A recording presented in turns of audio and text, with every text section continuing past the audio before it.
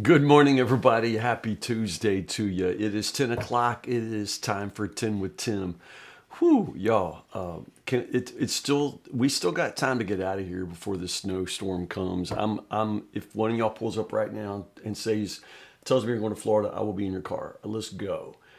I got up early this morning and I ran. Tuesday morning is not a usual run day for me because I run long on Monday, so I usually rest on Tuesday. But I ran today because who knows when I'll run again if this snow actually comes. Maybe it won't come. I can't trust the weatherman, y'all. Maybe it won't come. Anyway, it might too. The good news is we finish Leviticus tomorrow. So there you go. There's always a bright silver lining, right? So no matter what, if it snows us in, we can read Leviticus at home by the fire, and we're still going to finish Leviticus tomorrow. So there you go. But today we're doing chapters 24 and 25. I like these chapters.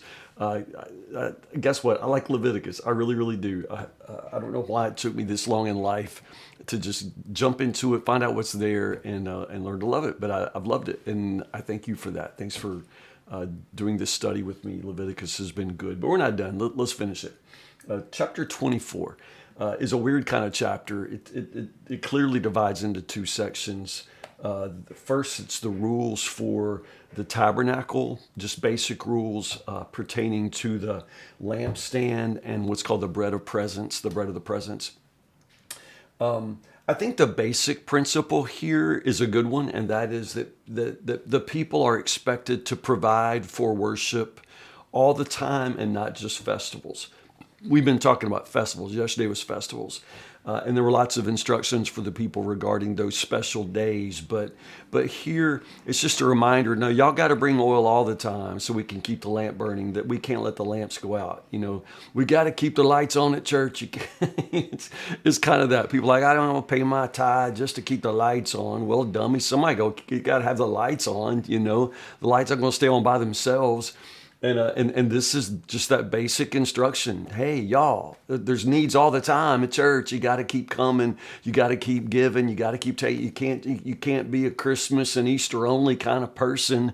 The only time to worship God is all the time. You know, so I just think it's interesting. But I think it's true that for practical reasons, it's important that the people provide for worship all the time. So they had to provide pure oil of pressed olives for the light for the lampstand. And then every single Sabbath, 12 flat loaves of bread from choice flour, using 4 quarts of flour for each loaf. 12 loaves, probably one for each tribe of Israel, of course. The table that they sat on, if you remember back in Exodus, this pretty small little table. This ain't no big table. And so when it says we're going to stack these loaves, the only way to get them on this table would be to stack them. So we got this stack of bread that is to be there every single Sabbath, and that is the showbread, the shoe bread. This is the bread that David and his men were allowed to eat. Jesus refers to it later in the New Testament. It's reserved for the priest and only the priest, and it must be eaten in a holy place. And this is the description of it. But again, there's the story where David and his men are starving, and they are given this by the priest. We read that story, remember? And then what follows is weird. It kind of reminds you, I mean, I told you from the beginning, Leviticus is not really just a list of laws. It's a narrative. It comes in narrative form. And this reminds us that this is a story. And so in the middle of the talking about the lampstand and the bread of presence, we get this story of this man who had an Israelite mother and an Egyptian father, and he gets in a fight with Israelite men. And he ends up blaspheming the name of the Lord with a curse. He cursed God, and people heard it. His mother was Shalomit, the daughter of Dibri of the tribe of Dan. Again, his father was Egyptian. So they keep him in custody until the Lord reveals what should be done to him. I think one little, if nothing else, this little story reminds us that most of these laws, that they come from God. These aren't human laws. This comes from God. But they're also case laws, which means we don't always know what God's will is until the situation comes up. And so this situation comes up, and we don't have a law about this. And so we lock him up until God tells us what to do. And then God gives the law. I think that's just really pretty interesting. But I think that it just helps us understand that so many of these laws originate out of, interpersonal matters or, critical matters like this where the people just simply, bring them before the court and find out what's to be done.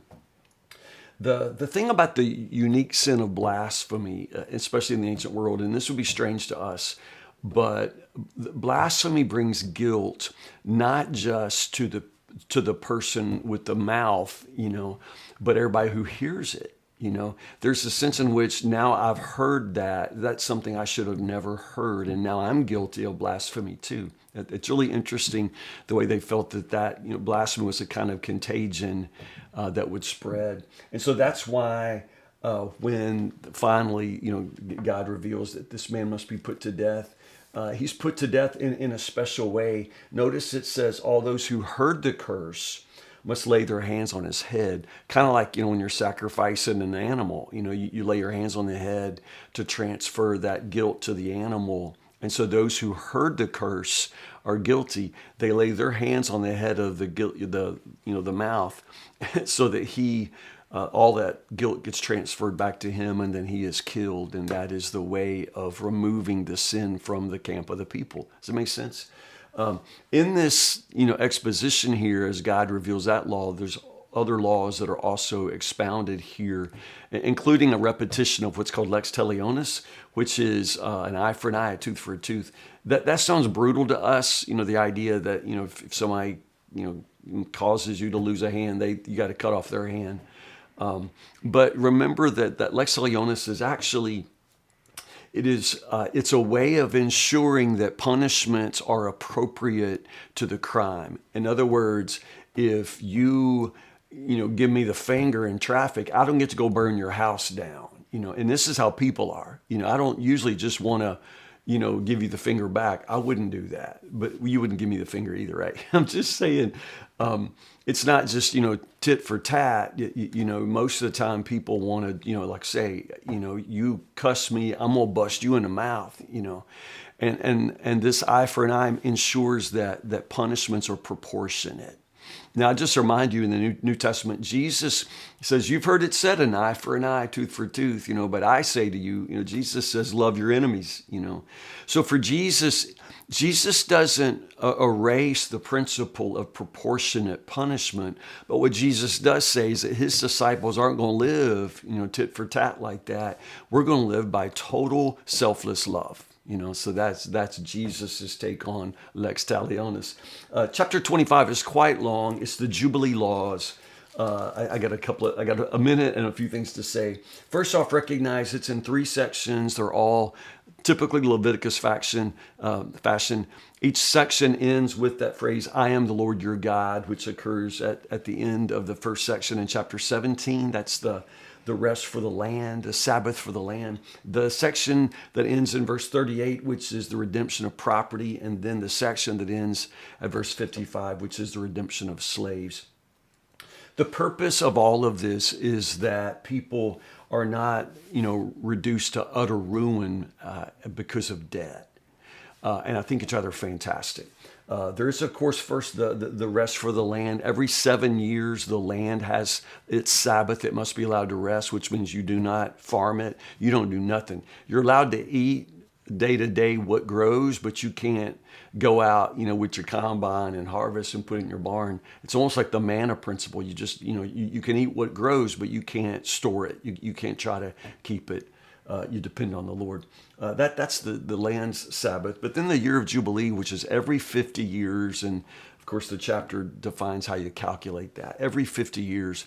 But just don't miss the beauty of this. What this means is about once in every person's lifetime, the slate is completely wiped clean. About once in your life, you and everybody else get the chance to just start over, start fresh. And I just think that's amazing. So that just means if out of poverty a family lost their land, remember, these are covenant people and the land is your inheritance, your family's share in the covenant. And if you lose that, you've lost something priceless. And so the principle is every Jubilee year, it all goes back to the original families. Everything, just gets reset and everybody gets a fresh start. I just think it's amazing. Now, before you get all excited about it, it's not very clear that this happened very often, or if ever. When you read the prophets Amos and Isaiah, it's pretty clear they weren't doing this. Woe to those of you who join house to house. People were obviously growing greatly rich, and the poor were desperately poor. I love the principle about poverty here in the chapter, because I think that it actually is very wise. In those verses 35 to about 38, right through there, it keeps repeating the phrase, you show kindness to the poor so that he can continue to live among you, so that he does not lose his place among you, so to speak. And it says it over and over, so that he may continue to live among you. Elsewhere in the book of Proverbs, for example, emphasizes the way that poverty alienates people. A poor person doesn't have anybody. And very, very truly, I can't talk about this any longer, but poverty isn't the lack of money. Lots of people don't have a lot of money. Poverty is most fundamentally a lack of friends. I probably couldn't be homeless tonight for the simple reason that I got too many people in my life who would let me sleep on their couch. If you find a homeless person, if there's not some kind of mental illness, I'm telling you, if there's a homeless person, that's a person. It's not that they don't have any money.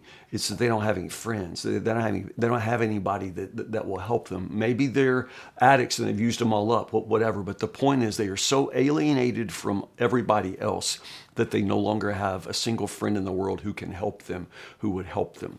And so the principle here in Leviticus is in that vein. It's that rationale. You don't want to let people lose their place. You can't let people slip through the cracks of a social safety net. But again, I'm not talking about government here. I'm talking about friendship. The real, if poverty alienates, it's friendship that restores. If you see a person out there who's struggling with poverty, I promise you they need your friendship more than they need anything else. But honestly, we'd probably rather give them our money than actually get involved in their lives. And that explains why there's so much poverty in a nation as rich as the United States. We throw money at poor people where actually what they really need is us. They need ourselves. They need friends. We would rather give them welfare. So there you go. It's an amazing chapter. And again, I think there's a lot here that speaks to the issues of poverty that are at a level of truth and reality that few of us ever go, but Leviticus has it right. It doesn't have, there's some of these laws I know that sound weird, but I'm just saying when it comes to poverty, I think there's some things here that are said that are actually really pretty sound. But at any rate, let's finish Leviticus, y'all. Get it done. Finish it. Read chapters 26 and 27 tonight, and I will see you in the morning. 10 inches of snow later, probably not. But anyways, if we get the snowstorm on the other side of that, we will talk about the final chapters of Leviticus. So stay in the Word, stay warm, stay in, stay off the roads. Actually, you better get out there and buy some milk, bread, and eggs. I don't know why we want milk, bread, and eggs. Actually, what I want are Flamin' Hot Cheetos. If I'm going to be snowed in, I want junk. But y'all go get milk, bread, and eggs. Leave the Doritos for me, and I will see you in the morning, Lord willing, 10 o'clock for 10 with Tim. I love you all. Have a great day.